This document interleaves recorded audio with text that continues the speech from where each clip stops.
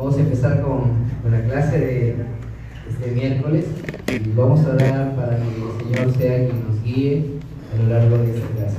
Amén. Oremos. Padre eterno, gracias te damos por reunirnos aquí en este lugar, Señor, iglesia Gracia Urbana, donde venimos prestos a aprender más acerca de lo que está escrito en tu palabra, Señor, y en esta noche más específicamente acerca de tu Espíritu Santo, Señor, que es la persona de la Trinidad, aquel que ejecutó en nosotros la redención. Gracias te damos, Padre eterno, por toda la misericordia que nos tienes, en nombre de Jesucristo. Amén. Amén. ¿A cuántos de nosotros nos han estafado con un billete falso? A mí me acabas de dar.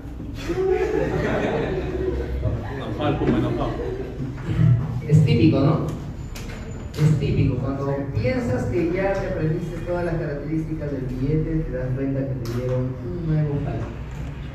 ¿Y por qué les digo esto? ¿Cuál es la forma más correcta para que no te dejes engañar con los billetes falsos? ¿Qué es lo que mejor puedes hacer? ¿Ah? Detectar. Por ahí escuché. ¿Detectar? No. Conocerlo.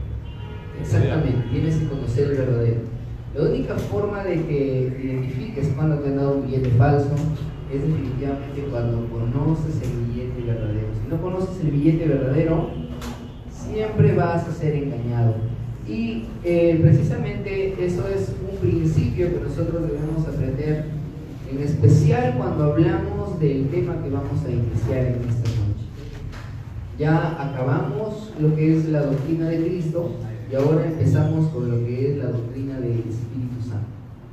Y hago esta referencia precisamente porque varios de nosotros han tenido algunas raíces pentecostales y neopentecostales, donde han tenido manifestaciones, entre comillas, del Espíritu Santo que han sido más falsos que un billete de 15 soles.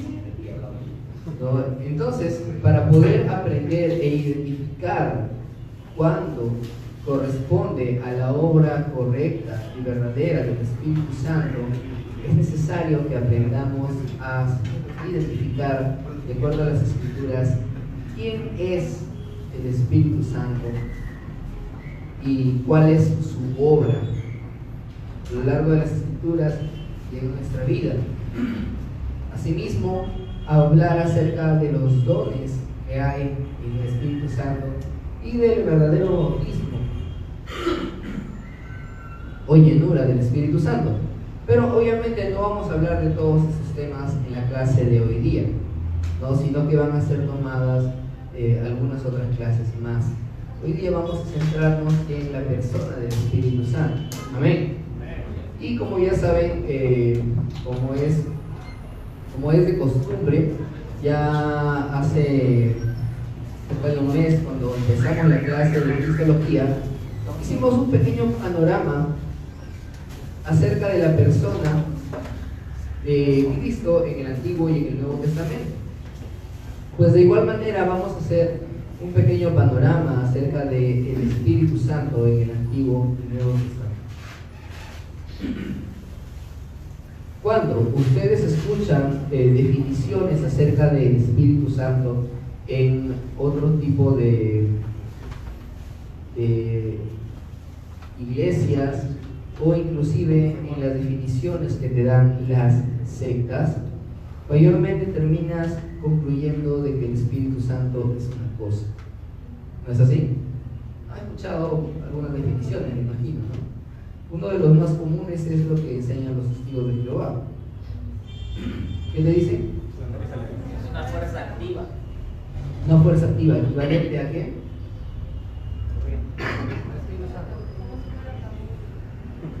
Pero una fuerza activa, ¿equivalente a qué? No, a la energía eléctrica.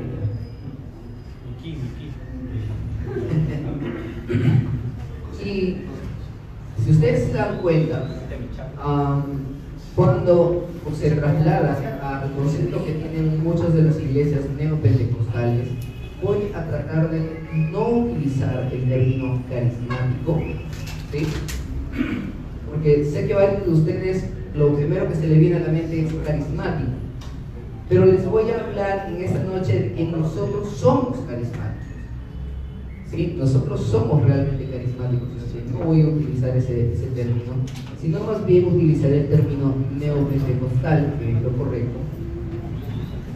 Cuando ustedes se encuentran en ese tipo de esferas, mayormente concluyen, a pesar de que les enseñan que el Espíritu Santo es la tercera persona de la Trinidad, terminan concluyendo de igual manera que no es más que una fuerza. ¿Por qué? Porque con el tiempo se dan cuenta que tratan de utilizar o enseñan que hasta se podría manipular la fuerza del Espíritu Santo. ¿Sí? Ustedes lo van a ver siempre cuando dicen que va a haber una campaña de liberación y de sanidades y de milagros, y uno se preguntaría en realidad si tú puedes fijar la fecha donde el Espíritu Santo va a hacer los milagros y va a hacer las sanidades y va a hacer las liberaciones. Entonces estás diciendo de que tú tienes el control del Espíritu Santo, tienes el poder de manipular al Espíritu Santo, por lo cual sigue siendo un objeto, no una persona, mucho menos Dios. Pero, ¿qué tal si más bien vamos a ver un panorama de el Espíritu Santo? Y para esto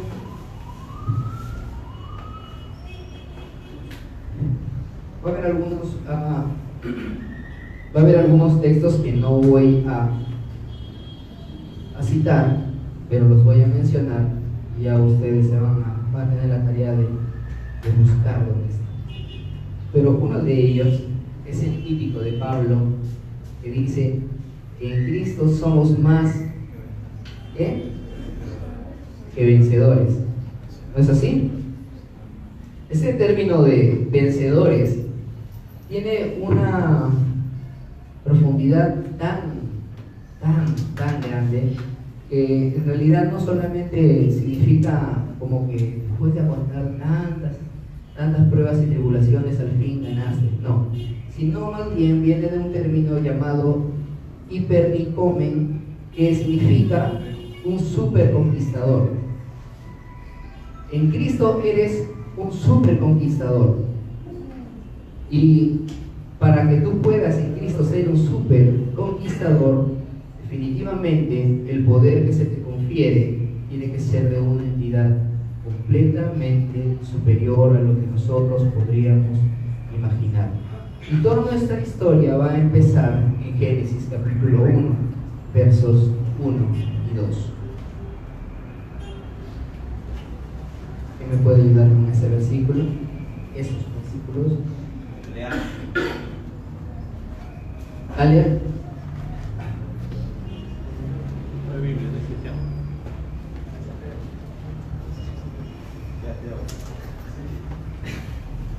La primera vez que viene en la iglesia. Génesis capítulo 1, verso 1 y 2. Te lo tienes que saber hasta de memoria. ¿Teresita quiere leer? No,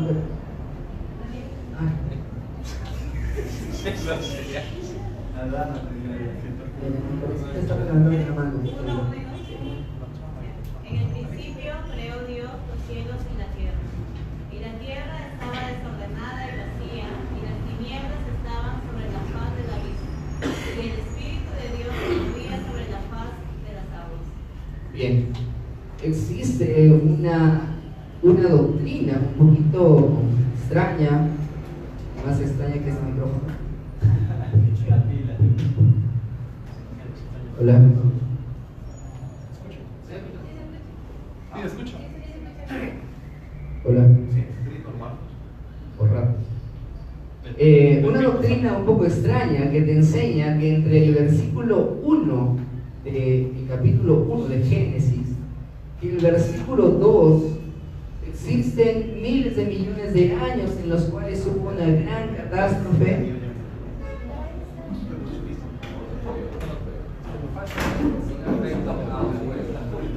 El espíritu. Donde hubo una gran catástrofe, ¿no?, provocada por Satanás y su rebelión, en la cual destruyó completamente todo toda la creación primera de Dios. Hola. Hola. Sube un poquito más. Ahí. Han hecho cambio, han hecho cambio. Hola. Ya, ahí está. Esto se los digo como quien defendía esta enseñanza en un tiempo bastante iluso, ¿no? Pero que consideraba eso, ¿no? Que en un momento el Señor hizo una creación perfecta y ordenada y hermosa en este planeta. Luego vino Satanás, destruyó y arrasó con todo. Y entonces quedó la tierra desordenada y vacía, y Dios tuvo que volver a crear todo. Pero eso no es verdad, eso es falso. Eso es completamente falso. Es una doctrina que ni siquiera tiene un punto histórico en todo el cristianismo de estos 21 siglos. En Génesis 1:1 es en realidad el principio de la creación. Y más bien cuando nos dice de que la tierra estaba desordenada y vacía, es algo muy similar a cuando ustedes ven el inicio de una construcción. Hace poco, Karencita me mandó la foto de la cisterna que habían vendido en Hidroí, ¿no? Una cisterna que se veía muy bonita, ¿no?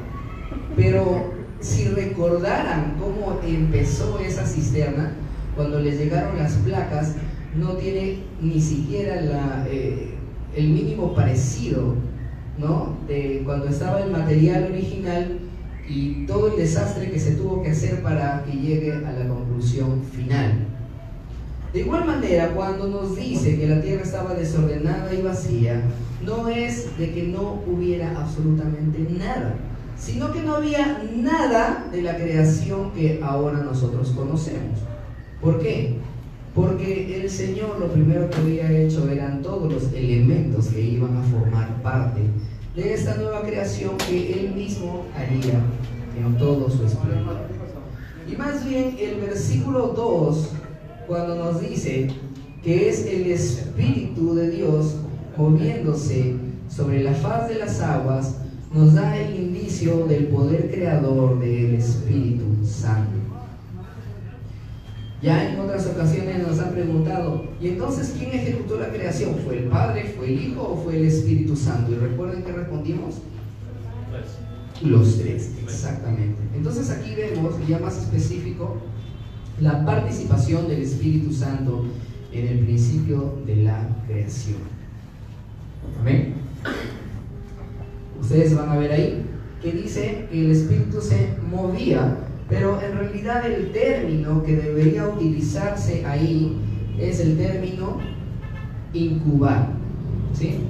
El Espíritu Santo incubaba sobre la faz de las aguas, que es el mismo término que se utiliza para describir a una gallina que se posa sobre los huevos que ha puesto para que estos huevos se formen completamente y salgan los pollitos.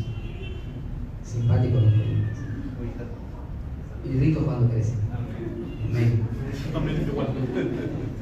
Entonces, este mismo término incubar es lo que el Espíritu Santo estaba haciendo en la obra de creación. Entonces, una de las primeras preguntas que le haría es: el que creó absolutamente todas las cosas, ¿se ha de someter a nuestra voluntad?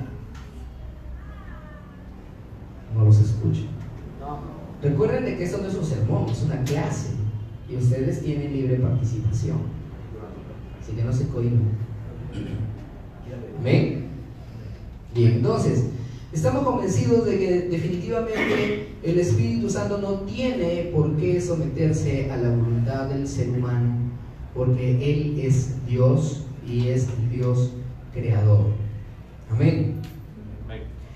Ahora, cuando nosotros vemos la participación que ha tenido el Espíritu Santo a lo largo del Antiguo Testamento, vemos de que es muy diferente a lo que se muestra en el Nuevo Testamento. el término que se utiliza en muchas de las ocasiones para describir a el poder de Dios, que es el poder del Espíritu Santo, es el término dinamis. ¿No, Olga Turro? Espíritu Santo se muere. El término dinamis, que es el mismo que se utiliza para traducirse como dinamita. Y ese dinamis es lo que posaba sobre algunas personas en especial para darles poder. ¿Sí? Vamos a ver de que en el Antiguo Testamento habían diferentes oficios, podríamos utilizar ese término, diferentes oficios carismáticos. Y aquí es donde les repito, porque sí utilizaré el término carismático, ya que es correcto. Los oficios carismáticos significaban que aquellas personas de renombre en el Antiguo Testamento ejecutaban todas las obras que hicieron no porque tuvieran un poder intrínseco en ellos, sino porque recibían ese poder de algo superior. ¿Amén? Y ese algo, ese poder provenía del Espíritu Santo. ¿Ustedes me pueden mencionar cuáles son esos oficios que vemos en el Antiguo Testamento? ¿O esas personas de renombre que podemos ver en el Antiguo Testamento? Sansón. ¿Y qué era Sansón? Juez. Un juez. Entonces vamos a utilizar el término jueces. ¿Quiénes más? Los profetas. ¿Quiénes más? Los sacerdotes. ¿Quiénes más? Uno más. Los reyes. Ahora vamos a ver cada uno de ellos. Primero, hablando de los jueces, ¿sí? Si nos vamos a una parte, una descripción histórica, ¿sí? Vamos a hacer una descripción histórica, ¿qué les parece? Primero, aparece Moisés como el profeta que se encarga de guiar al pueblo de Israel en su salida desde Egipto hacia la tierra prometida. ¿No es así? Y Moisés, sin lugar a duda, fue la persona con una demostración de poder tal cual no hubo otra como él en su tiempo. Aquel que golpea el río y se convierte en sangre, produce plagas, abre el mar, golpea la roca y sale agua, ora al Señor y hay maná. Entonces vemos que el poder que desplegaba Moisés era un poder realmente grandioso, que él mismo sabía que no venía de él. Tanto así que hay un episodio en la vida de Moisés que llega a desesperarse. El pueblo de Israel era tan rebelde que Moisés le pide a Dios que le haga un favor. ¿Recuerdan cuál era ese favor? Si he hallado gracia ante ti, Dios, mátame, porque no puedo soportar a este pueblo. Entonces, ¿qué hace el Señor? Le dice, mira, elige 70 varones, 70 que van a llevar la carga contigo. Yo voy a poner del mismo espíritu que está sobre ti, voy a poner sobre ellos. ¿Sí? Y cuando dice el mismo espíritu que está sobre ti, no significa que sea un espíritu que estaba dentro de Moisés desde su nacimiento. No es algo que fuera de Moisés, sino algo que vino de Dios sobre Moisés. El Espíritu Santo estaba de una manera especial en él. Y fue que también estuvo de una manera especial en estos 70 varones. De hecho, cuando vino el Espíritu sobre los varones, resulta que no todos estaban con Moisés. Algunos se habían quedado en el campamento. ¿Y qué fue lo que pasó? Se ve que no han leído el Pentateuco. ¿Recuerdan qué fue lo que pasó con los varones que estaban en el campamento? También fueron llenos del Espíritu de Dios y profetizaron. Y cuando viene Josué y le dice a Moisés, hay algunos que están profetizando allá, los mando a callar. Y Moisés le dice, espérate, ¿tú vas a tener celos por mí? Yo desearía que todo el pueblo profetizara. Josué hasta ese momento no entendía lo que estaba pasando. Pero Moisés de algún modo estaba anunciando aquello que habría de venir y el cumplimiento de las palabras del profeta Joel más adelante en Hechos capítulo 2, cuando el Espíritu de Dios estaría sobre todos los creyentes, y ya no solamente encima de algunos especiales. Ahora, luego cuando ya entra Josué con el pueblo de Israel en la tierra prometida, Josué muere, y a pesar de que todos habían prometido servir al Señor, comienzan a rebelarse. ¿Y qué envía el Señor? Primero a los filisteos, ¿no? A otros pueblos que venían, los oprimían. Eso está todo en el libro de Jueces. Los israelitas comienzan a clamar nuevamente por perdón, y el Señor envía un juez.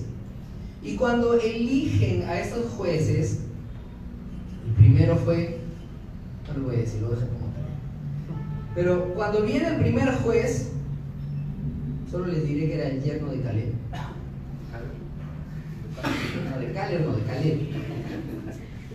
Cuando viene, logra vencer a los enemigos y darle libertad al pueblo de Israel. Ahora la pregunta nuevamente, ¿este personaje, el primer juez, pudo haber hecho esa liberación al pueblo por su propio poder o por sus propias fuerzas? No, exacto. Sino que en cada juez estaba también el poder del Espíritu de Dios para dar libertad al pueblo de Israel. Pero todo era circular, ¿no? El pueblo era libre, se volvía a rebelar, lo volvían a oprimir, volvían a clamar, y el Señor volvía a mandar otro juez. Y así, desde el primero, que está como tarea que ustedes busquen, no les voy a decir, que se llama Otoniel, pasa a cada uno de los jueces, incluyendo Sansón, como mencionó el hermano. Sansón es uno de los más resaltantes. ¿Por qué? Por su fuerza. ¿Ustedes creen que una persona normal podría tener fuerza suficiente para derrumbar un castillo con sus manos y ejecutar tantas muertes con su muerte de los filisteos como lo hizo Sansón? De hecho, la palabra misma dice que venía sobre él el Espíritu de Dios y él podía ejecutar todas esas obras. Entonces vemos de que el Espíritu de Dios posaba de una manera especial en cada uno de los jueces. Cuando viene el último juez, que es Samuel, que al mismo tiempo era profeta, pasa un tránsito en la historia de Israel en donde empieza la época ya de los reyes. El primer rey, ¿cómo se llamó? Saúl. Y Samuel se encarga de ungir a Saúl como el rey. Y aquí viene un dato bastante curioso. En el Nuevo Testamento estamos convencidos que cuando el Espíritu Santo viene sobre un cristiano, es para tomar posesión de él porque es su propiedad y nunca más apartarse. Pero en el Antiguo Testamento, el Espíritu de Dios se posaba sobre alguna persona en especial, pero eso no significaba que esa persona fuera salva. Tanto así que el Espíritu se podía apartar. Y ese fue el caso de Saúl. Saúl fue desechado y el Espíritu de Dios se apartó de él, y un espíritu malvado, demonio, lo atormentaba. Y vemos que Saúl no fue. ¿Cómo no creen que sí fue salvo? Yo no considero. yo no considero que Saúl fuera salvo. Pero si no fuera el único caso que quisieran ver, tenemos también otro caso de un profeta más antiguo todavía, que es el profeta Balaam. El profeta Balaam, que es contratado por el rey Balac para maldecir a Israel, Balaam le dijo: mira, yo solamente voy a decir lo que Jehová me permita decir. Y cuando va a maldecir a Israel, en lugar de maldecirlo, venía el Espíritu de Dios sobre él y bendecía al pueblo de Israel. Pero luego vemos cómo el Señor mismo manda a ejecutar a Balaam, porque había armado todo un plan para hacer caer a muchos del pueblo de Israel. Vemos que él tampoco no era creyente verdaderamente, fue salvo. Pero el Espíritu de Dios estaba sobre él en algunos momentos especiales, ¿no? Más adelante, ya cuando podemos ver, por ejemplo, en la época de Jesús, se dice que por el poder del Espíritu Santo alguien profetizó también, porque era sumo sacerdote de ese tiempo. Y las palabras que dijo fue: es mejor que muera uno por el pueblo a que mueran todos. ¿Recuerdan quién fue?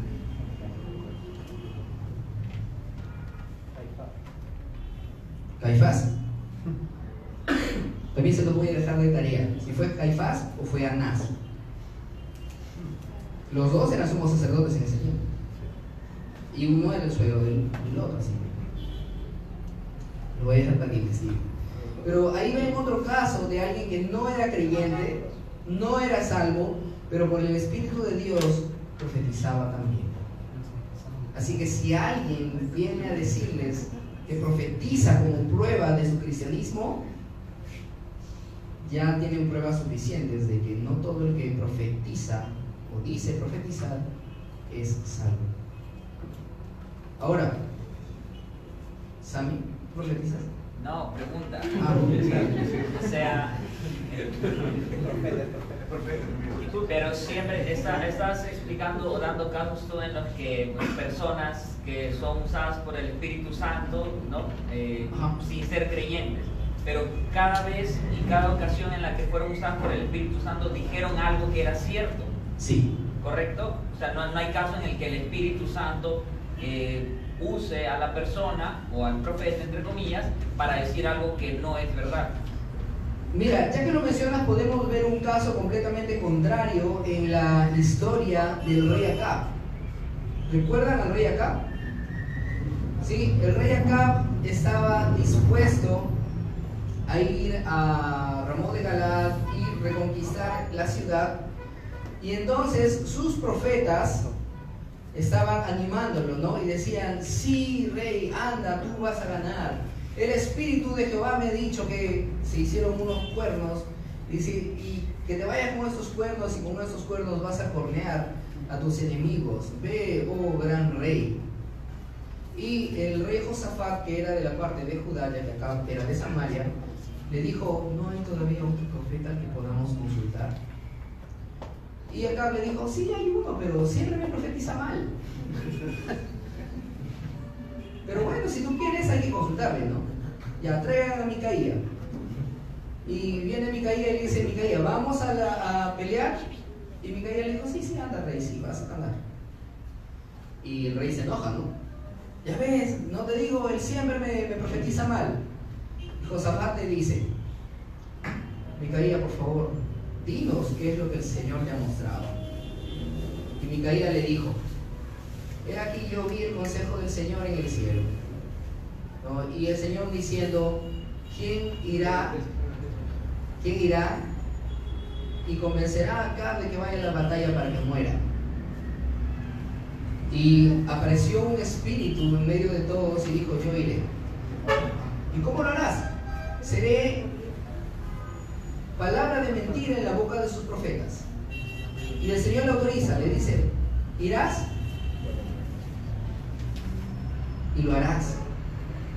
Lo harás. Le autoriza. Y entonces va, es palabra de mentira en la boca de los profetas, y acá finalmente muere. ¿no? Porque encima le dice, Acab le dice a Micaía, ¿no? Yo te probaré que voy a regresar bien, así que te vas encarcelado con solo pan y agua hasta que yo regrese. Y Micaía le dice, bueno, mi rey, entonces así moriré porque tú no vas a regresar. Con esa seguridad, ¿no? Y luego ya vemos cuál fue el desenlace de la historia, ¿no? En medio de la batalla, Acab se dice como soldado para que no lo identifiquen como rey. Y un soldado del bando contrario tira una flecha como a la aventura, a donde caiga, y cae justo entre las junturas de la armadura de Acab y muere. Y encima los enemigos dijeron, ya, se acabó la batalla, solamente queríamos matar al rey.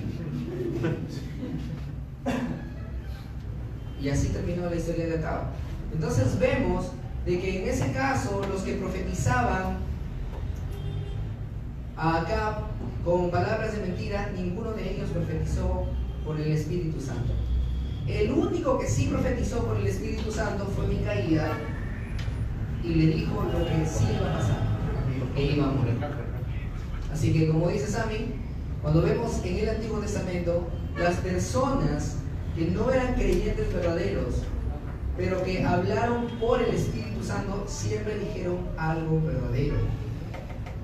Mientras que los que decían que profetizaban por Jehová, pero decían puras mentiras, sin lugar a duda, eran falsos y el espíritu detrás de ellos no era el de Dios. Entonces, ya vimos ligeramente cómo es que con cada uno de esos oficios el Espíritu Santo se ocupaba de cubrir aquello que el ser humano simplemente no iba a poder. Por el lado de los jueces, ¿cómo es posible de que una persona con 20 o 30 soldados destruyera todo un reino para dar libertad a un pueblo? No era posible, sino por el Espíritu Santo. ¿Cómo era posible de que un simple agricultor lleno del Espíritu de Dios llamara a todo un ejército que no quería seguirlo al inicio y fuera contra los filisteos y los venciera, como fue el caso de Saúl? ¿O cómo era posible que los sacerdotes pudieran ministrar delante de Dios y no por su espíritu, sin ser muertos? Entonces vemos de que en el Antiguo Testamento el Espíritu Santo estaba sobre personas específicas, en situaciones específicas, para proveerles de ese dinamis, ese poder. Amén. De manera que cuando hablamos acerca de el poder dinamis, no estamos hablando que el Espíritu Santo sea solamente un poder. Gracias.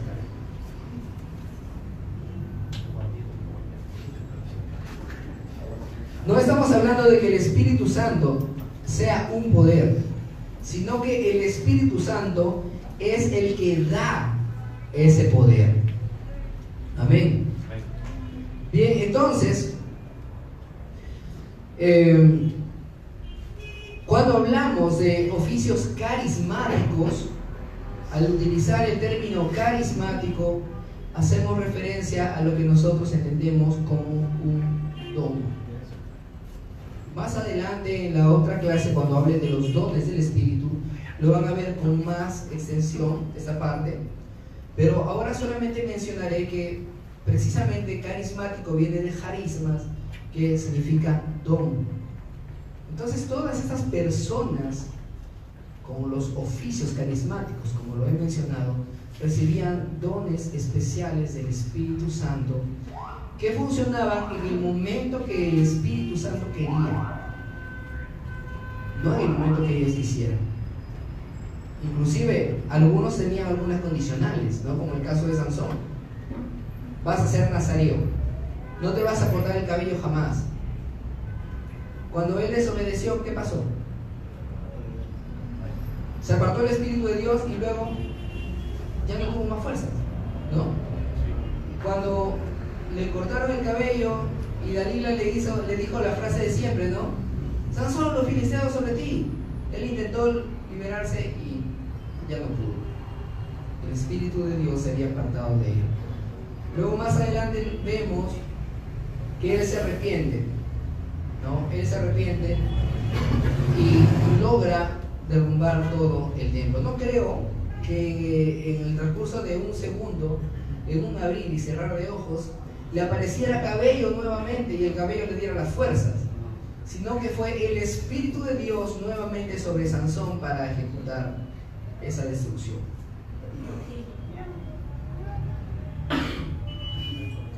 Es un dato reformado.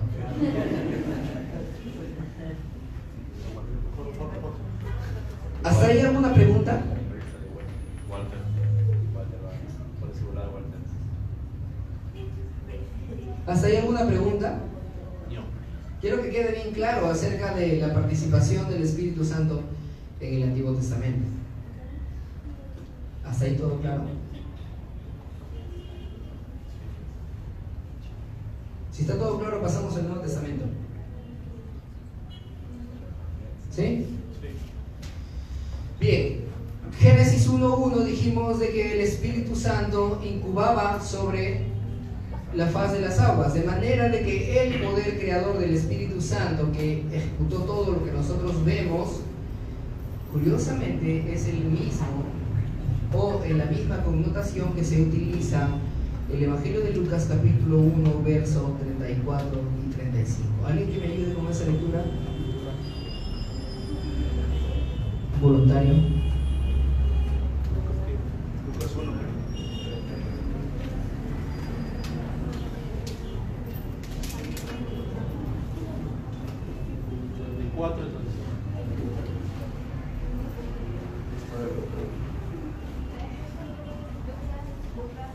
Lucas capítulo 1, versos 34 y 35. ¿Denis? 34 y 35. Sí. Ya. Dice, entonces María dijo al ángel, ¿cómo será esto? Pues no conozco varón. Respondiendo el ángel le dijo, el Espíritu Santo vendrá sobre ti y el poder del Altísimo te cubrirá con sus sombras, por lo cual también el santo ser que nacerá será llamado Hijo de Dios. Cuando el ángel Gabriel le anuncia a María de que ella sería la madre de Cristo, la madre del Dios hombre, Teotocos, en otro momento hablaremos acerca de esa doctrina.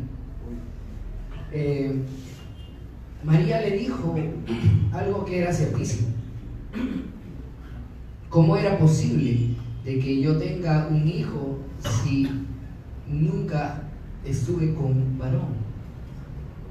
Entonces el ángel le dijo, el Espíritu de Dios, ¿qué dice? Ayúdenme. Vendrá sobre ti. Vendrá sobre ti y El poder del Altísimo te cubrirá con sus sombras. vamos a ver el 35 como el verso clave. Y el poder del Altísimo te cubrirá.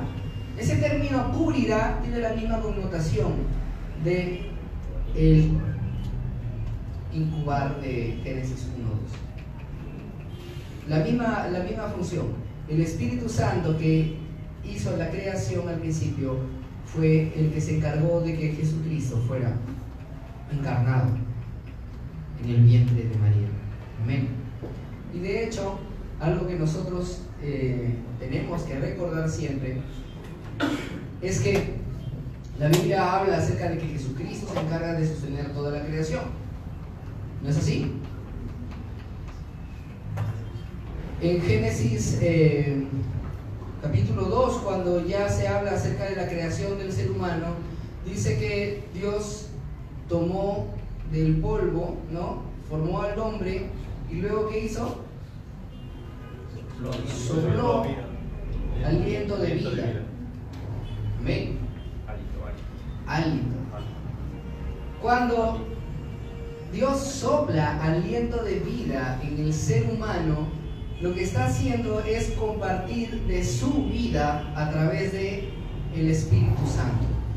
Considerando de que en el Nuevo Testamento, de hecho, esta doctrina, en teología sistemática, se llama neumatología, ¿no? Y el término pneuma en griego se traduce tanto como espíritu o como viento. Viento. Amén. Entonces, cuando Dios está soplando aliento de vida en el ser humano, lo que le está dando es de su espíritu. Así que si tú piensas en ti, como puedes pensar en cualquier ser humano de nuestro planeta, todos compartimos el mismo origen a través del Espíritu Santo. ¿Sí? A pesar de que tú, para nacer, tuvieron tus padres que tener relaciones íntimas, no fueron las relaciones las que te dieron a nacer a ti, sino fue la obra del Espíritu Santo encargándose de eso. Como el mismo David lo dijera en uno de los salmos, acerca de que es el Señor el que nos formaba en el vientre de nuestra madre. Es el Espíritu Santo el que sigue ejecutando esa misma obra cada vez que un niño es concebido. Amén. Otro punto más en contra del aborto de todos los que tenemos en la vida, de que es la obra del Espíritu Santo la que nos forma a nosotros en el vientre de nuestra madre. Y además de eso, le agregamos el hecho de que es el mismo Espíritu Santo el que nos mantiene a nosotros con vida todo el tiempo que estamos aquí. ¿Sí? Así que, ¿qué pasa cuando el Señor retira su espíritu de la persona? Muere.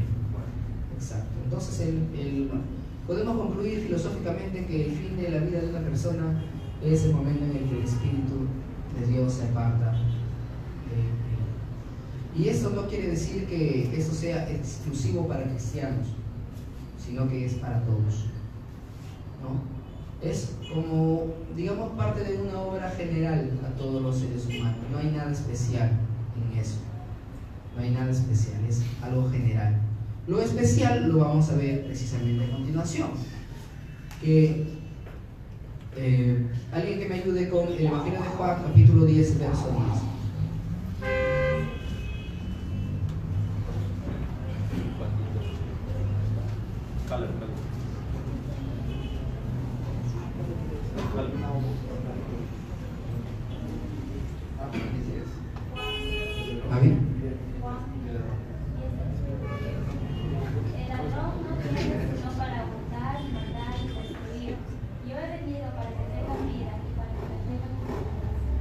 Amén.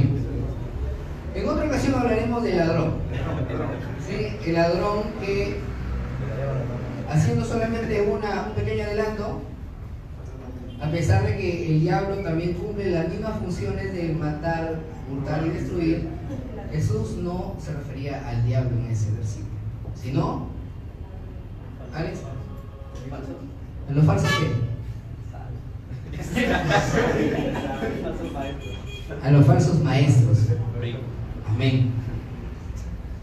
Bien, pero Jesús viene a hacer algo contrario, ¿no? Dice, yo vengo a traer vida y vida en abundancia. Exacto. Ahora, existen dos términos en griego que se traducen como vida. Uno de ellos es el término bios, que es el que nosotros más conocemos, ¿no? Bios. ¿Qué palabras conocemos con bios? Biología. ¿Qué más? ¿Ah? ¿Eh? Biogenética. Biodegradable. Biodiversidad. Exacto. Entonces, todo lo que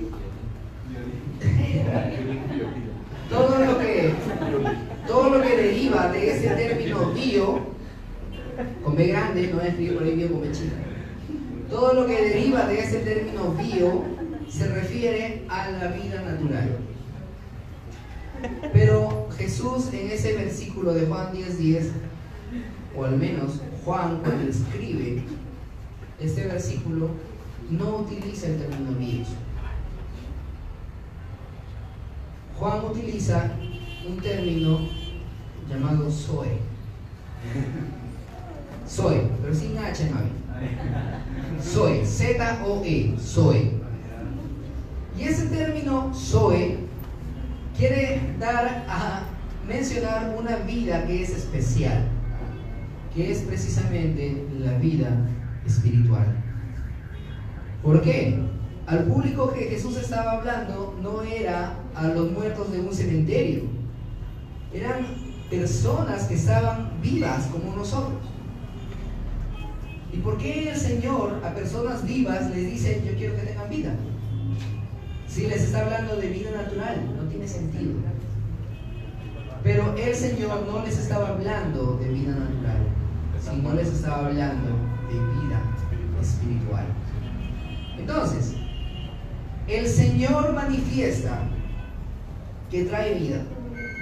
Luego vemos hablando con la samaritana y diciéndole: el que bebiera de esta agua, de su interior van a correr ríos de agua viva. Nuevamente hablando de vida. Finalmente vemos al Señor muriendo en la cruz, resucitando y asciende. ¿Y en qué momento se ejecuta esta vida que Jesús había prometido?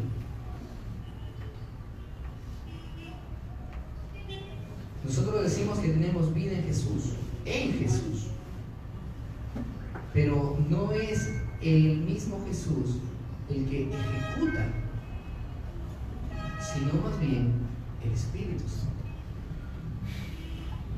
Amén. La función trinitaria en el plan de redención empieza con la elección del Padre, ¿no? Leemos en Efesios: antes de la fundación del mundo el Padre nos había elegido para salvación, en amor, habiéndonos predestinado para ser hechos a la imagen de su Hijo Jesucristo. Pero era necesario que Jesús, como el Redentor, muriera por nosotros en la cruz, para que nos comprara, pagara nuestras culpas, y entonces el Espíritu Santo ejecuta la redención en aquellos por los cuales Jesús murió. Amén. Así que si tú crees que Jesús murió por todos los seres humanos, eso significa que el Espíritu Santo tendría que redimir a todos los seres humanos, y eso no es así, sino que el Espíritu Santo redime a aquellos por los cuales Jesús murió. Amén. Y todos se convencieron. Hay entre nosotros algunos que todavía dudan. Amén. Amén. Tenemos que tener esa seguridad, hermanos, de que el Espíritu Santo es el que ejecuta la redención y el nuevo nacimiento, del cual nos habla la Biblia. Por favor, que alguien me ayude con Efesios capítulo 2, versos del 1 al 3.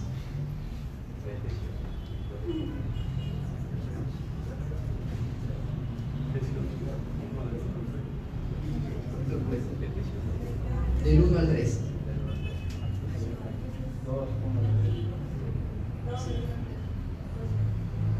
En la versión NTV: antes ustedes estaban muertos a causa de su desobediencia y sus muchos pecados, vivían en pecado igual que el resto de la gente, obedeciendo al diablo, el líder de los poderes del mundo invisible, quien es el espíritu que actúa en el corazón de los que se niegan a obedecer a Dios.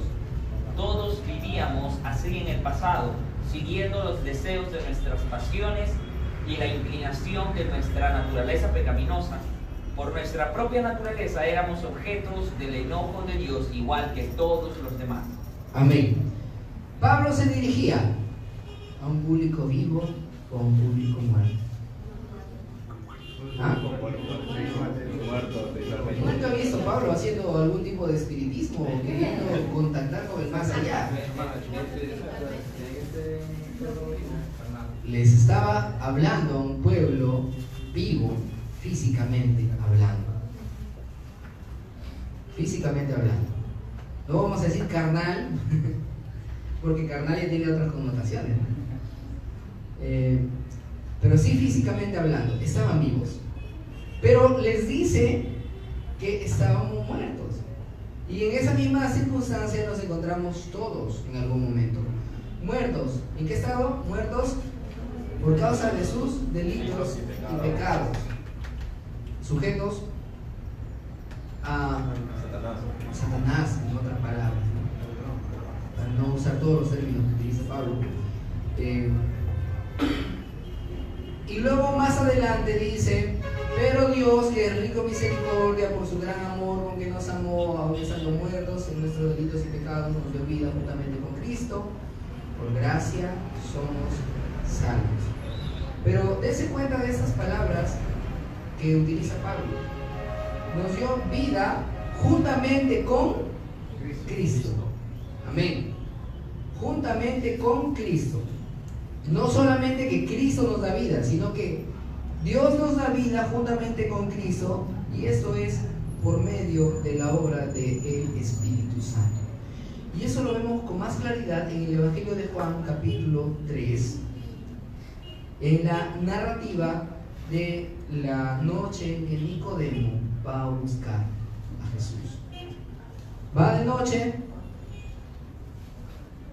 No sabemos exactamente por qué va de noche. Algunos consideramos que fue por miedo a los fariseos, ¿no? Para que no lo vieran. Otros por el qué dirán. Otros porque la mañana estaba ocupado. Entonces se fue a verlo de noche. Y le dice: Maestro, sé que tú vienes de parte de Dios, porque nadie hace las cosas que tú haces si no vienen de parte de Dios. Y eso era verdad. Sin embargo, en la siguiente palabra se ve que Nicodemo ni siquiera tenía idea de con quién estaba hablando. Cuando Jesús le comienza a decir a Nicodemo, no le dijo: oye Nicodemo, qué bueno que reconoces que vengo de parte de Dios. O Nicodemo, te felicito por haberme venido a ver. Nicodemo, me siento tan afortunado de que estés tocando a mi puerta. Para nada. Sino que Jesús fue directamente a la intención del corazón de Nicodemo. Nicodemo, ciertamente te digo que nadie va a poder ver o ser parte del reino de Dios si no nace de nuevo.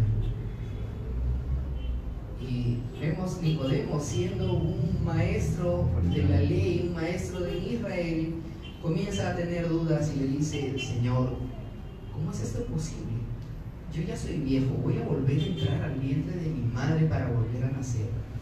Y Jesús le recrimina: ¿no entiendes esto? Tú eres el maestro, ya deberías saberlo. Si no entiendes las cosas naturales, ¿cómo te voy a hablar de las cosas celestiales? Nicodemo,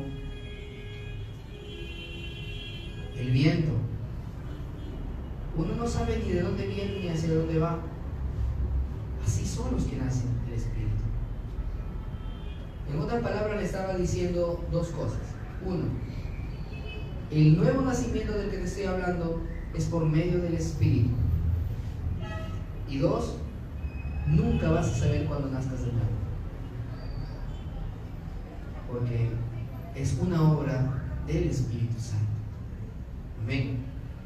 No es cuando tú pasas adelante y dices: sí, Señor, te acepto como mi Salvador en mi corazón. No.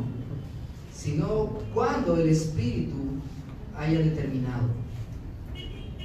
Y lo vemos en el mismo Evangelio de Juan, en el capítulo 1, cuando dice acerca de Jesús: a los suyos vino y los suyos no le recibieron, mas a todos los que le recibieron, a los que creen en su nombre, les dio potestad de ser hechos hijos de Dios, los cuales no son engendrados de carne, ni de sangre, ni de voluntad de varón, sino de Dios. Amén. Entonces, los que son nuevamente nacidos o reengendrados, lo son por la voluntad de Dios, por medio del poder del Espíritu Santo. Amén. Ahora, siempre le decimos Espíritu Santo. ¿Por qué le decimos Santo? El Padre también es santo, y el Hijo también es santo. Pero ¿por qué al Espíritu es a quien le decimos santo? ¿Gerson, más fuerte? Santifica. Exacto, porque una de las obras del Espíritu Santo en nuestras vidas es que Él es el que se encarga de santificar a los suyos. Amén. Por eso es que le llamamos Espíritu Santo. Él es el que se encarga de santificar a cada uno de los creyentes. Amén. Y hay referencias, ¿no? El mismo Pedro, ¿no? Dice que pide para que seamos santificados por medio de la palabra y del Espíritu. Amén. Y pues esa es una de las obras que vamos a ver siempre. El mismo Pablo, refiriéndose, ustedes saben que él tuvo una visión acerca de un varón macedonio que estaba pidiendo que fuera. Entonces Pablo se va hasta Filipos, que queda en Macedonia, y habla con una mujer, ¿no? Le predica el Evangelio y empieza la obra del Evangelio en Filipos. Pero cuando le escribe la carta a los filipenses, él no dice, estoy convencido de que yo inicié la obra en ustedes, sino más bien dice, estando persuadidos de que aquel que inició la buena obra en ustedes, la perfeccionará hasta el día de Jesucristo. Amén. Y sí, el Espíritu Santo es el que inicia la buena obra en nosotros por medio de la regeneración. Es el que se encarga de perfeccionar esa obra por medio de la santificación hasta que llegue el día de Jesucristo, cuando lleguemos al final de esa obra llamada la glorificación. Exactamente. Amén. Entonces vemos que el Espíritu Santo se encarga de absolutamente toda la obra a lo largo de la vida de un creyente. Ejecuta el nuevo nacimiento, santifica al cristiano y lo va a glorificar en el día de Jesucristo. Amén. Bien. No es que cuando suceda el rapto el Espíritu se va a apartar de los creyentes y cosas así. No es así. El Espíritu nunca va a abandonar a los suyos, jamás. De hecho, el mismo Jesús promete que va a venir por los suyos. Amén. Y Pablo utiliza un término muy curioso para describir al Espíritu Santo, y dice que el Espíritu Santo es el sello para el día de nuestra redención, y lo describe como las arras. ¿Saben qué son las arras? Sé que los que estamos acostumbrados a leer la versión de Reina y Valera y hemos leído siempre la palabra arras, nos es un poco difícil, ya que es un lenguaje de hace 40 años y aún más, 50 años, ¿no? Y en nuestra generación no se utiliza el término arras. De hecho, no es parte de nuestra cultura ni siquiera. Pero vamos a describirla. Cuando en la antigüedad una persona, un varón, quería casarse con una doncella, se iba a pedir su mano y tenía que dejar una dote, ¿no? Como garantía de que iba a volver por ella, porque no se la llevaba inmediatamente, ¿no? Sino que se iba, y eso servía como una garantía de que iba a volver. Y a esa garantía se le llamaban arras. De manera de que el Espíritu Santo es la garantía, el sello de garantía que deja Jesucristo a cada uno de los creyentes como una prueba de que va a volver por él. Amén. ¿Qué más podemos pedir? Acompáñenme al Evangelio de Juan, capítulo 14, verso 16.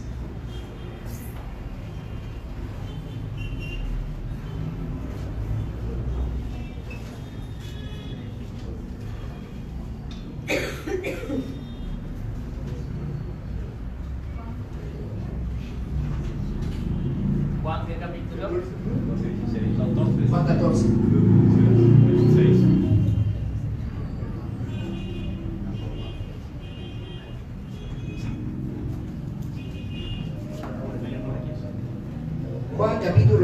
14, verso 16. ¿Un voluntario para que lea? Angie. Bueno, 14, 16. Angie se ofreció voluntariamente. Yo rogaré al Padre y os dará otro consolador, para que esté con vosotros para siempre. Amén. Y yo rogaré al Padre y Él os dará otro. Vamos a trabajar con dos palabras de este versículo. Otro y consolador. ¿Sí? Primero, el término otro.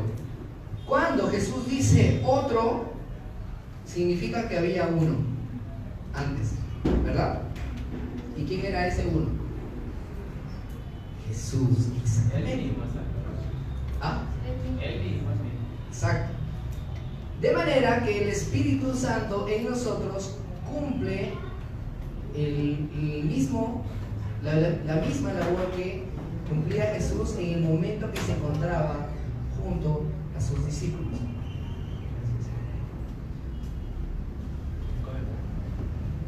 Ahora, ustedes dirán en todo caso, ¿por qué era necesario que venga el Espíritu Santo? Si Jesús después de resucitar podría seguir cumpliendo esa función.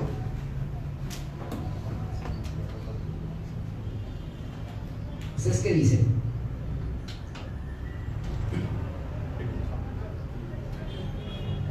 Un dato curioso.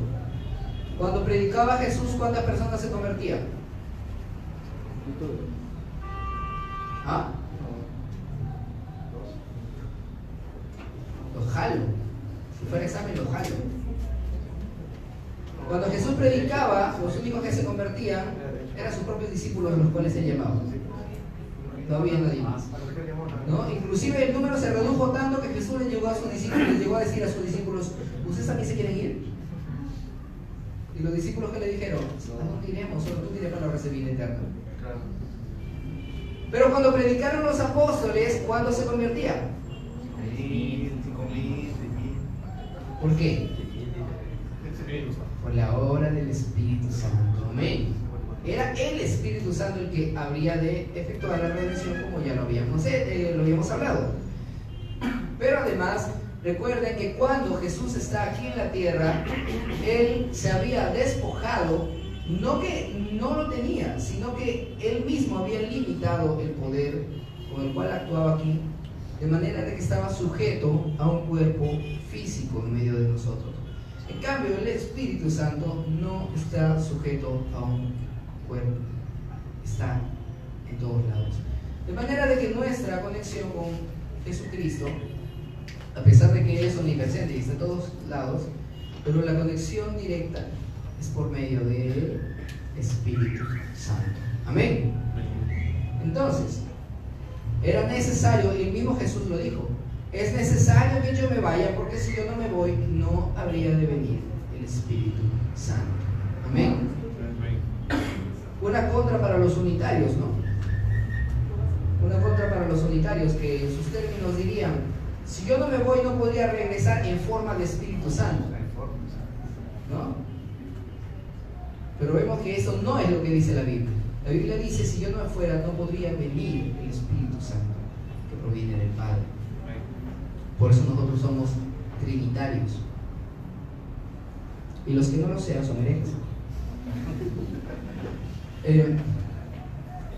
Vemos entonces que Jesús estaba anunciando que aquel que habría de venir iba a cumplir las mismas funciones que Él. Y ahora, cuando hablamos del término consolador, ¿qué se nos viene a la mente cuando leemos que el Espíritu Santo vendría a ser otro consolador? ¿Qué es un consolador? ¿Ah?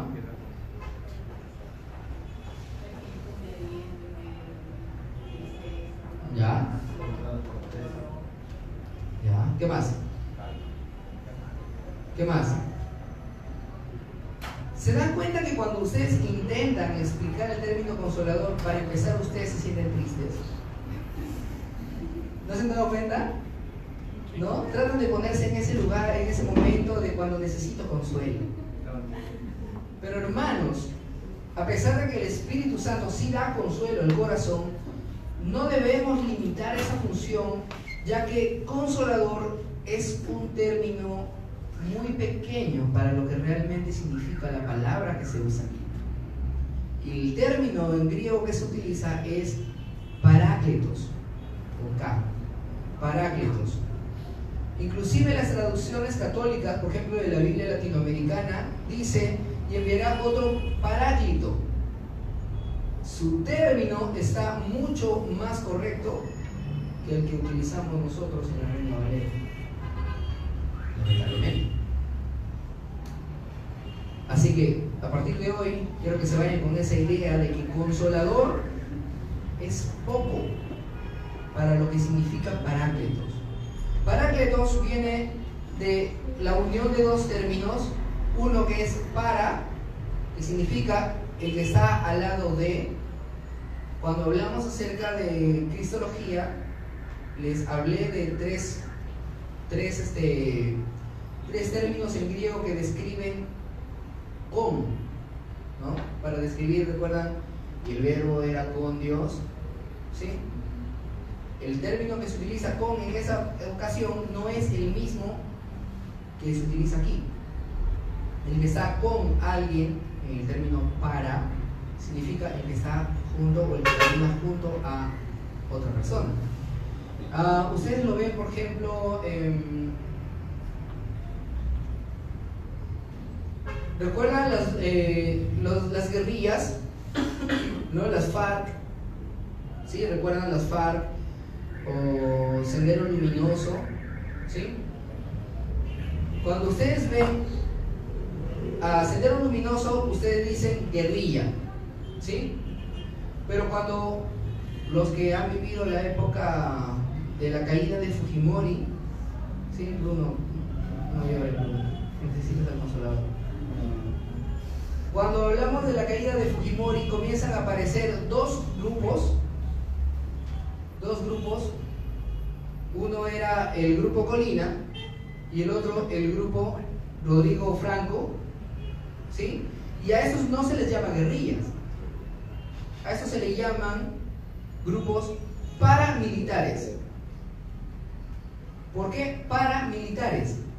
Porque estaban funcionando como si fueran militares, ayudando a los militares, pero no eran militares, sino que acompañaban las funciones de los militares. Por eso era paramilitar. Aunque en realidad igual eran unos asesinos, ¿no? Pero es para poder entender nosotros el término para. Otro término para los que han llevado las clases de membresía es para eclesiástico, ¿sí? Las entidades para eclesiásticas no son iglesia, pero acompañan a la iglesia. Por ejemplo, acá en Trujillo tenemos el Centro de Investigaciones y Estudios Bíblicos John Boyce, ¿sí? John Boyce no es una iglesia, es una organización para eclesiástica, ¿no? Que acompaña a la iglesia en la rama de los estudios bíblicos. Amén. Y podríamos tener, por ejemplo, fundaciones, ¿no? Un orfanato, pero como una organización para eclesiástica que ayuda a nuestras funciones sociales, pero no es la iglesia. Entonces, de esta manera también, cuando hablamos de parácletos, para significa que está al lado de, y el término cletos significa el que ha sido llamado, el que ha sido llamado o llamar. Juntándolo significa el que ha sido llamado para estar al lado de otra persona. Sí. Parácleto significa el que ha sido llamado a estar al lado de otra persona. Y ahora ustedes pueden decir: oye, espérate, Carlos, me has confundido más, no lo entiendo. Si al inicio no entendía parácletos, ahora menos lo entiendo. Pues vamos a hablarlo mejor con un ejemplo. En la cultura greco-romana habían personas que eran acusadas por diferentes cargos y no tenían los suficientes recursos para defenderse en medio de un tribunal. Entonces llamaban a un abogado, y ahí empiezan los llamados abogados de oficio, ¿sí? Llamaban al abogado de oficio para que lo defendiera. ¿Y cómo creen que se llamaban los abogados en ese tiempo? Paráclitos. Así lo podemos entender mejor.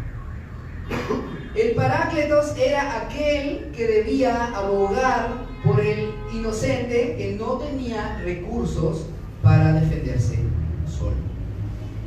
Entonces el Espíritu Santo, como Paráclito nuestro, no es nada más alguien que te va a enjugar las lágrimas, sino alguien que está para defenderte ante el maligno, alguien que está para fortalecerte cuando estás debilitado, es alguien que va a cargarte cuando estés muerto.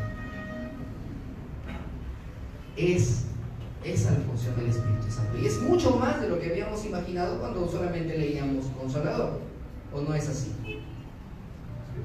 ¿Sí? Ahora sí tenemos que es Paráclito, ¿no? Sí. Teníamos que llegar al abogado. Sí, Carlos, al fin entiendo, no te entendía al inicio.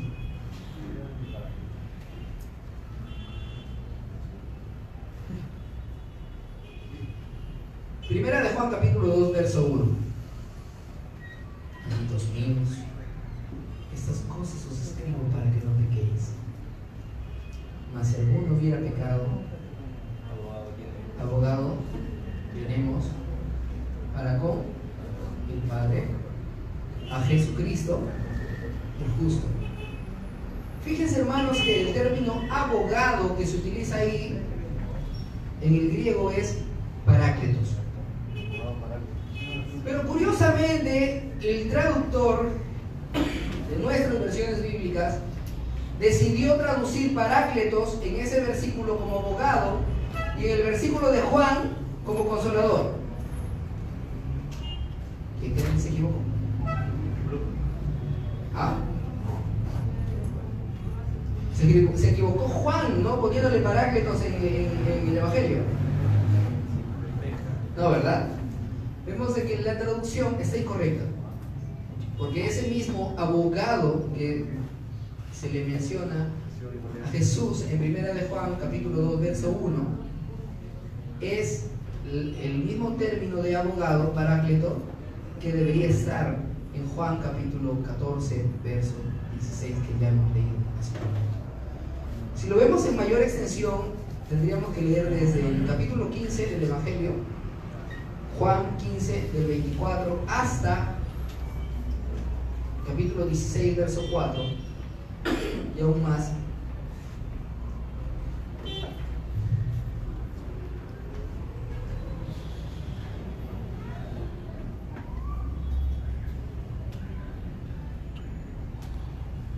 Si yo no hubiera hecho entre ellos obras como ninguno otro ha hecho, no tendrían pecado. Y ahora las han visto y también han aborrecido tanto a mí como a mi Padre. Pero esto sucedió para cumplir la palabra que está escrita en la ley de ellos: sin causa me aborrecieron. Pero cuando venga el Paráclitos, el Espíritu de verdad, que yo les enviaré de parte del Padre, el cual procede del Padre, Él dará testimonio de mí. Además, ustedes también testificarán porque han estado conmigo desde el principio. Les he dicho esto para que no se escandalicen. Los expulsarán de las sinagogas. Y aún viene la hora cuando cualquiera que los mate pensará que rinden servicio a Dios.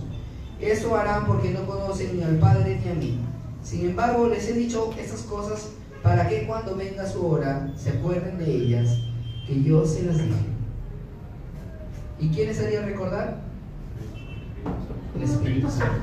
¿Y qué les iba a hacer que puedan soportar todo eso? Aún el martirio, el Espíritu Santo. Amén. Entonces, hermanos,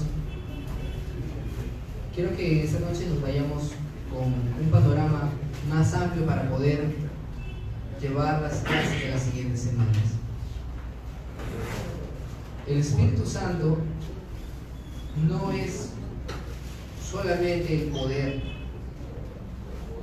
El Espíritu Santo no es una energía. mucho menos una cosa que podamos manipular.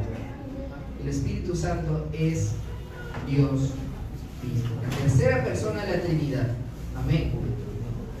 El Espíritu Santo es aquel que nos ha creado y aquel que nos preserva. Amén. Bien. Quisiera, todavía nos quedan unos 24 minutos. ¿Quieren quedarse hasta las 9:30? Hasta las 10. Hasta las 10. Bien. Vamos a hacer una pausa. ¿Sí? Vamos a hacer una pausa, ya que los que están en el grupo de doctrina les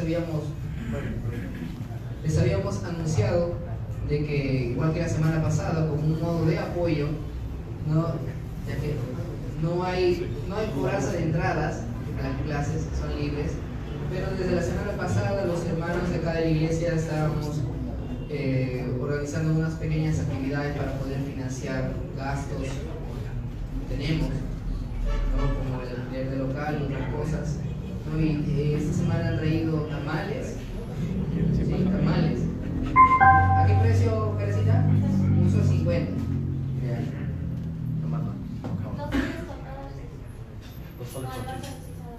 $2 con todo chicha. Ya. Así que ya saben, hermanos, si gustan pueden acercarse para avanzar un poquito.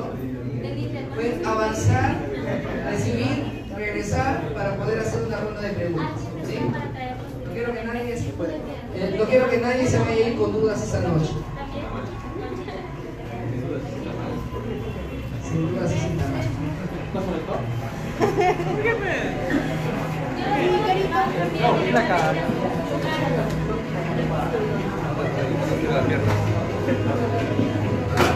$2 con chicha, $2.50 una porción de chicha. Sí, recién paga. Ahí pega.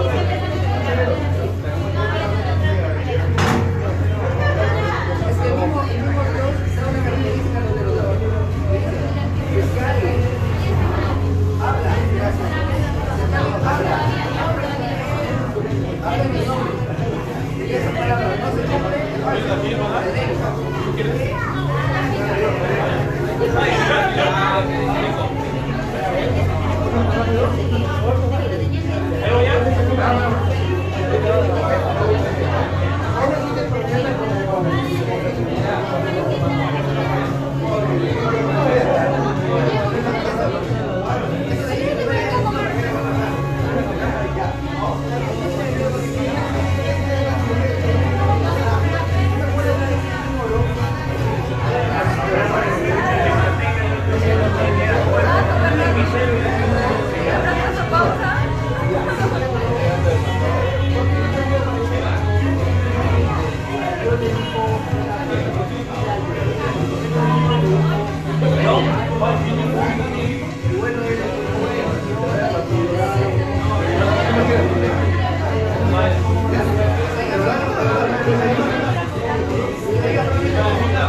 Pregúntale, no te ayuda.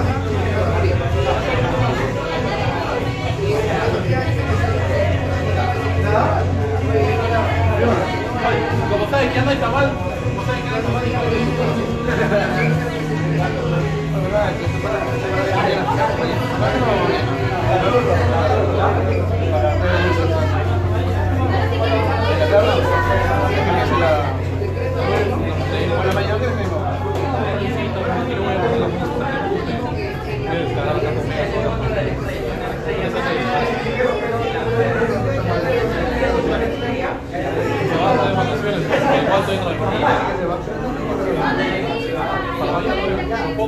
porque todavía no comienza la clase. El lunes ya comienza la clase.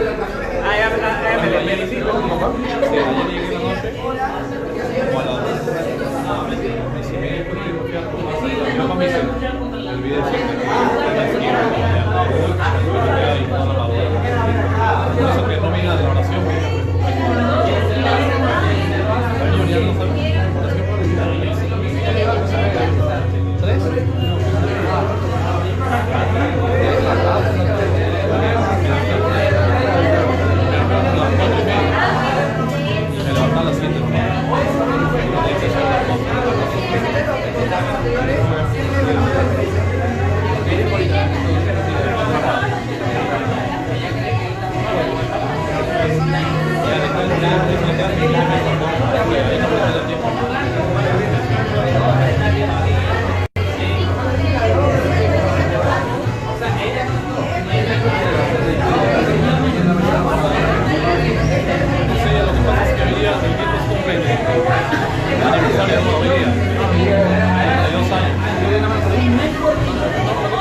económicamente no estaba bien.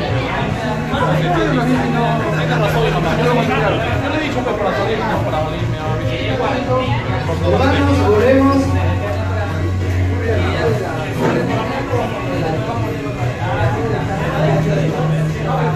Vayan tomando sus lugares.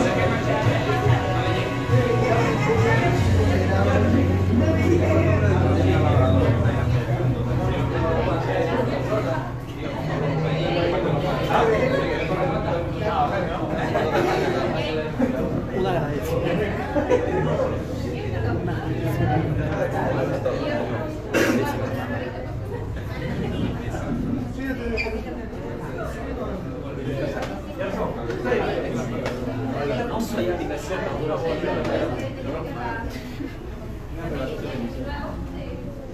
agradecido. Paracleto.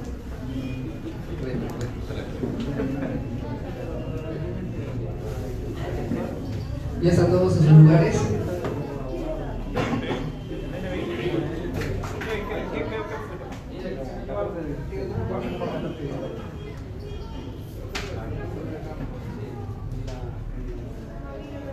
¿Listos?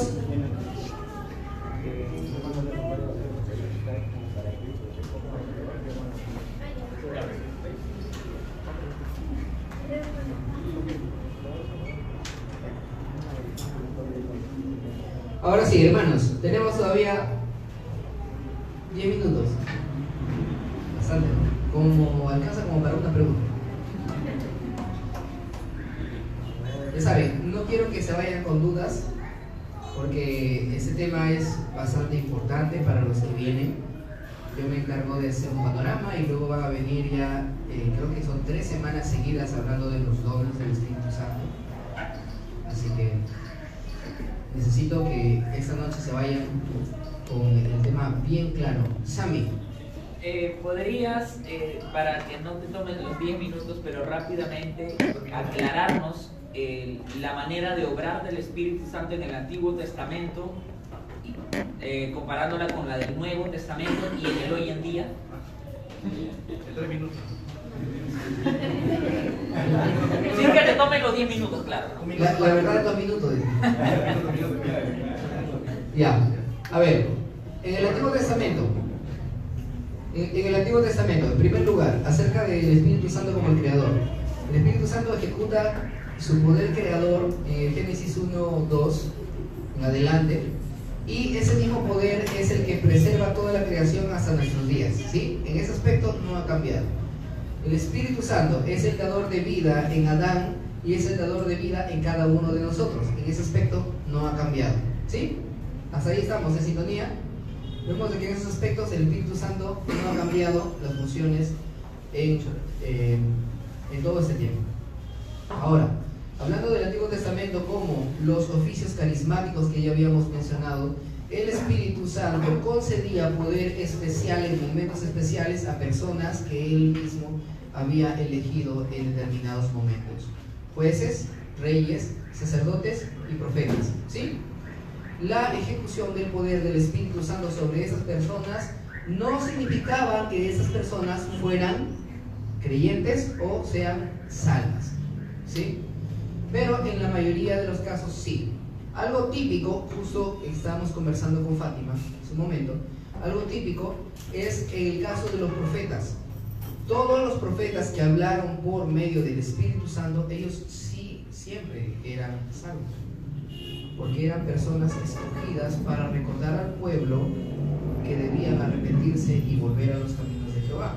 No hay ningún profeta utilizado por Dios, los elegidos por Dios, ¿sí?, que profetizaran y no fueran creyentes dentro del pueblo de Israel, hablando específicamente del pueblo de Israel.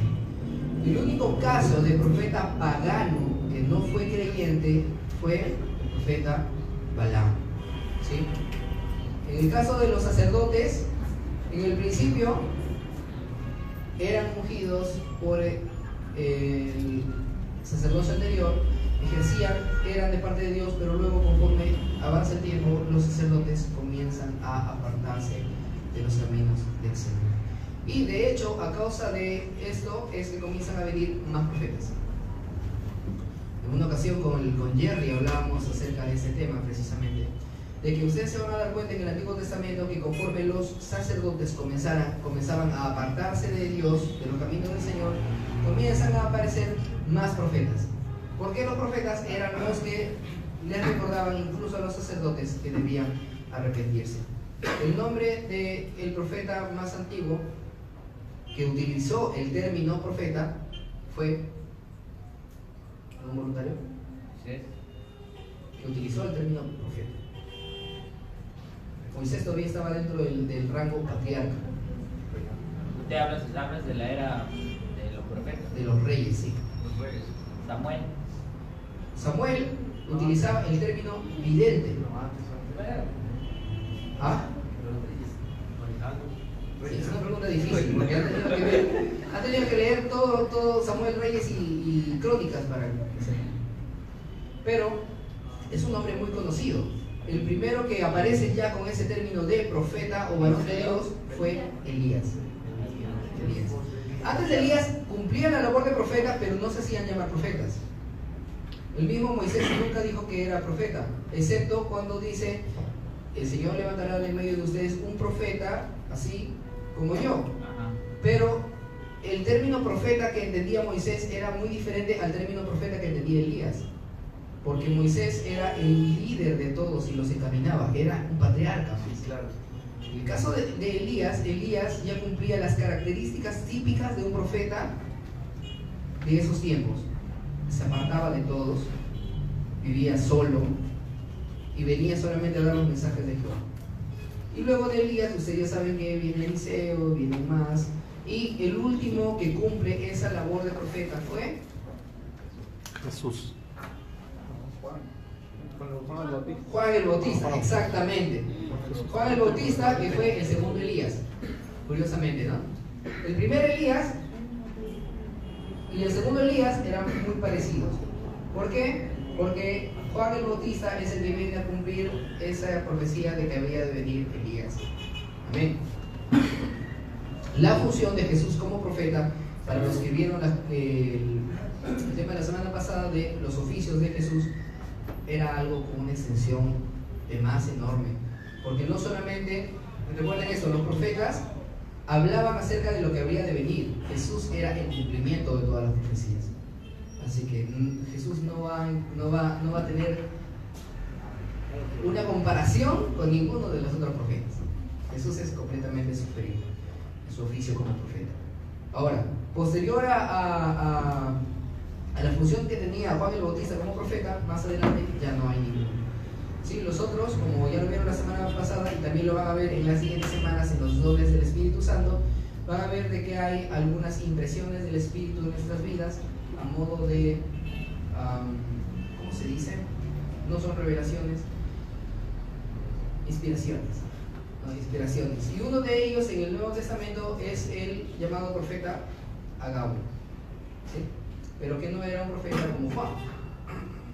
No hablaba del juicio de Dios, sino más bien de algo que iba a acontecer al pueblo. Por ejemplo, una hambruna, y luego acerca de lo que le iba a pasar a Pablo, ¿sí? Cosas puntuales.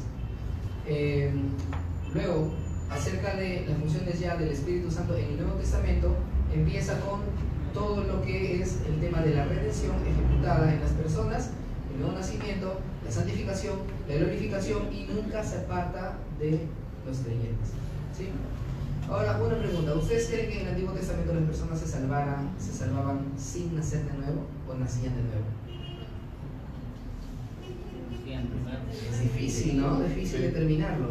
Pero si ustedes han entendido Hebreos 11 acerca de los que se salvaban por la fe, 11 y en adelante, van a darse cuenta de que en el Antiguo Testamento ninguna persona se ha podido salvar si no había nacido de nuevo. ¿Y quién ejecutaba ese nuevo nacimiento?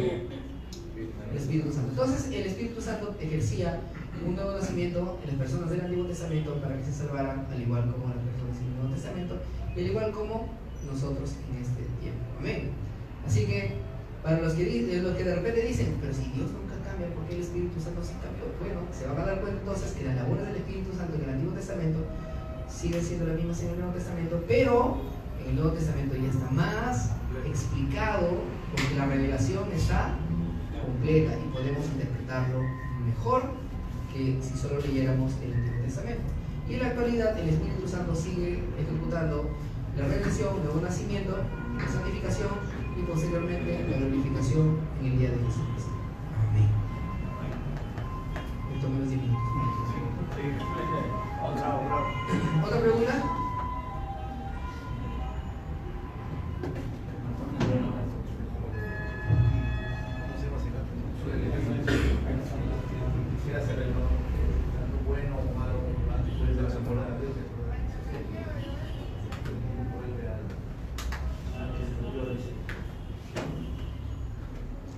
Quizá hoy día no va a haber quizá hoy día no va a haber mucho tiempo para ver acerca de cuántas partes tiene el ser humano, ¿no? Porque algunos dicen es 3 partes, cuerpo, alma y espíritu. Otros creemos que solamente son 2 partes, porque el alma y el espíritu en el Antiguo y Nuevo Testamento son términos intercambiables, de manera de que en resumen nosotros solamente creemos que el hombre tiene 2 partes, una parte física y una parte espiritual. En conclusión, en Eclesiastés dice que cuando una persona muere, el cuerpo queda en la tierra y el espíritu vuelve a Dios que lo dio, ¿sí? El espíritu o el alma, como quieran llamarle, se refiere al del ser humano cuando regresa. Entonces ustedes se pueden preguntar, ¿todos los espíritus regresan delante de Dios? ¿Aún los que no son salvos regresan delante de Dios? La respuesta es sí, y ustedes lo pueden ver en Apocalipsis, la referencia cuando todos están delante del trono para juicio. Amén. Entonces todos vamos a comparecer delante del tribunal de Cristo. Esa es la respuesta más sencilla que podemos dar al versículo de por qué el Espíritu gloria a Dios, porque Él es el que lo da. Amén. ¿Otra pregunta?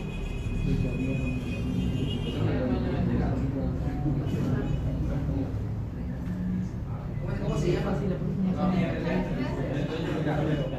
Pastor. La mascota de Reciba. ¿Alguna otra pregunta? ¿Verso? En cuanto a las obras del Espíritu Santo, las manifestaciones se perdonan en ese tiempo. Esa parte no lo iba a decir, recuerden, porque van a haber 3 clases acerca de los dones del Espíritu Santo y eso va a ser las siguientes semanas. Esa parte no me voy a adelantar. Lo que sí puedo adelantarme más bien es hablar acerca del fruto del Espíritu Santo. ¿no? Como una característica de una persona que puede identificarse como creyente. Amor, gozo, paz, paciencia, bondad, benignidad, fe, mansedumbre y templanza o dominio propio. Exacto. Recuerden de que no son 9 frutos, es un fruto con 9 atributos. Amén. ¿Sí? Entonces, una persona es más confiable por sus frutos que por sus dones. Amén. Si una persona hace milagros, como diría Juan Calvino, si una persona hace milagros pero no demuestra frutos, Jesucristo mismo dijo, por sus frutos los conoceréis. Y si una persona agarra y voltea y te enseña las 1000 o 2000 personas que van a su iglesia y dice, mira, esos son mis frutos, no ha entendido lo que son frutos, probablemente tampoco haya entendido qué es el evangelio. ¿Sí? Por más de que tenga 5000 miembros en su iglesia, si cree que esos son sus frutos, no ha entendido el evangelio. ¿Otra pregunta? Mande. Cuando dice es necesario nacer de nuevo para mirar el reino de Dios. Sabemos que usted dice que el reino de Dios podemos verlo con fe, por la fe, por medio de la fe. Pero la fe al mismo tiempo dada por el Espíritu. ¿Cómo nosotros, o sea, cómo es para ser creyentes, para ser nuevas criaturas? ¿Cómo es el proceso? O sea, yo nazco de nuevo, ¿cuándo es que nazco de nuevo? ¿Cuando creo? ¿O primero nazco para luego creer? Sí, eso es algo que varias veces nosotros nos preguntamos y es normal que nos preguntemos, ¿no? ¿Qué es primero? ¿El creer con fe o el nacer de nuevo? ¿Sí? ¿Qué es primero? Antes que responda a este término, me voy a ir un poquito más atrás. Y este más atrás me lleva hasta las palabras de Pablo cuando dice, porque a Dios le ha placido de que seamos salvos por medio de la locura de la predicación. Así que, ¿qué es lo que tiene que ser primero? Primero, predicar el Evangelio. Amén. ¿Cómo pues invocarán a aquel en el cual no han creído? ¿Cómo creerán en aquel de quien no han oído? ¿Cómo oirán sin haber quien les predique? Amén. Entonces, si queremos ver un orden completo, vamos a tener que verlo de esa manera. Primero es la predicación del Evangelio. La persona es expuesta a la predicación del Evangelio y puede suceder dos cosas: que crea o que no crea. ¿Sí? No significa que todas las personas a las que les prediquemos van a querer al final, porque nosotros, como dijera Pablo, uno es el que siembra, otro es el que riega, pero el crecimiento lo da Dios. Amén. Entonces nosotros no hacemos que las personas nazcan de nuevo. Nosotros solamente predicamos el Evangelio. ¿Sí? Ahora, una vez que la persona es expuesta al Evangelio, es el Espíritu Santo el que les hace nacer de nuevo. Entonces, si ustedes se preguntan cuál es el orden sería que primero naces de nuevo, porque el Espíritu te hace nacer de nuevo, te concede tener fe y entonces crees. El detalle es que el nacer de nuevo y el tener fe es algo tan cercano, tan simultáneo, que para ti va a ser como si sucediera al mismo tiempo. Para nosotros es como si sucediera al mismo tiempo. Creí y nací de nuevo en el mismo instante. Pero si quisiera darle un orden lógico, este sería: primero naces de nuevo y luego crees con fe. ¿Por qué? Los salmos dicen acerca de que acerca del Señor, diciéndole: tus ejércitos se te ofrecerán.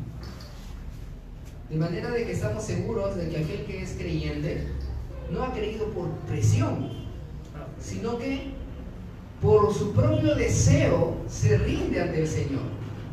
Ahora la pregunta es, ¿una persona muerta podrá rendirse ante el Señor?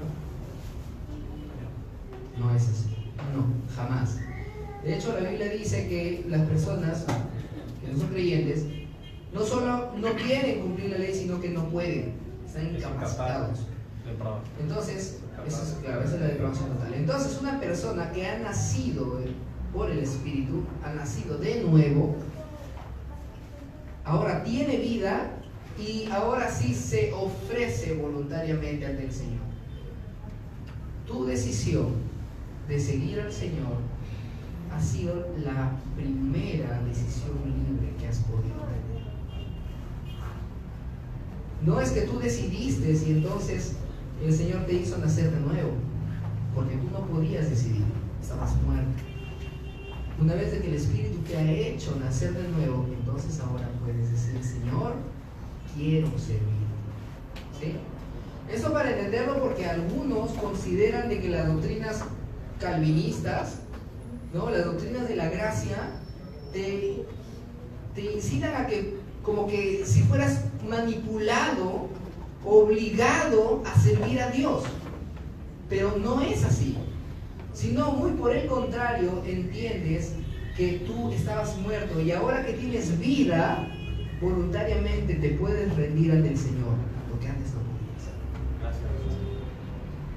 Gracias resistir, exactamente. Irresistible grace. Y ese precisamente es el orden lógico de cómo suceden las cosas. Primero naces de nuevo y entonces puedes creer. Amén. ¿Alguna otra pregunta? ¿Una última?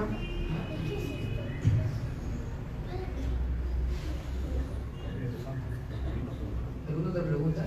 No quiero que se vayan con dudas. La próxima semana, si el pastor le pregunta algo de esta clase, no quiero que me vaya a quedar mal por ser.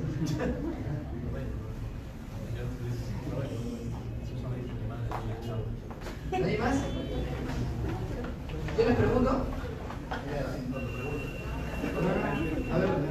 ¿Qué es lo que han entendido?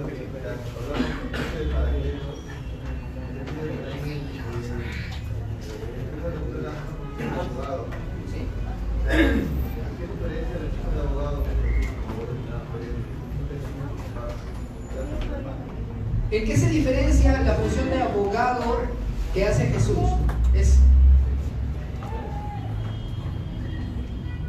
Pablo describe de que el Espíritu Santo mismo intercede por nosotros con gemidos indecibles, por un lado. De manera que ante nuestras caídas, el Espíritu Santo, tanto como el mismo Cristo, intercede por nosotros ante el Padre. Tú lo puedes ver así, de esa manera. Pablo dice así: el mismo Espíritu intercede por nosotros con gemidos indecibles. Pero, ¿cuál es esta intercesión? La intercesión para que nosotros seamos fortalecidos. Cuando tú tienes una caída, alguien puede decir, o mejor lo explico de esta manera: cuando tú tienes una caída, necesitas de alguien que diga, perdónalo, o de alguien que diga, ayudémoslo a levantar y démosle otra oportunidad. Exacto, entonces ves que son dos tipos de clamores diferentes. Lo que hace el Señor es interceder ante el Padre por nuestro perdón, ya que Él es el que se sacrificó por nosotros. Lo que el Espíritu Santo hace más bien con nosotros es el de fortalecernos para volvernos a levantar y continuar el camino. Por eso es el término de Paráclitos, es el que camina a nuestro lado. Y no solamente camina, sino que es el que nos sostiene, nos carga y nos lleva. Por último. No, eso es, si ustedes dicen, no, pero ¿cuál es la diferencia si los dos son abogados? Los dos son abogados, por último. Se pelean el puesto. No, uno es el que sigue intercediendo por nuestro perdón y el otro el que sigue intercediendo por nuestra fortaleza. Pero recuerden de que no los podemos separar. En el seno de la Trinidad no los podemos separar. El Padre, Hijo y Espíritu Santo siguen siendo uno. Así que son los tres los que trabajan por nuestra fortaleza y los tres los que trabajan por preservarnos hasta el final. Así que si lo hablamos en términos de Trinidad, los tres están siempre al cuidado de nosotros. De ahí el término de roles solamente es para que podamos entenderlo más. ¿Sí?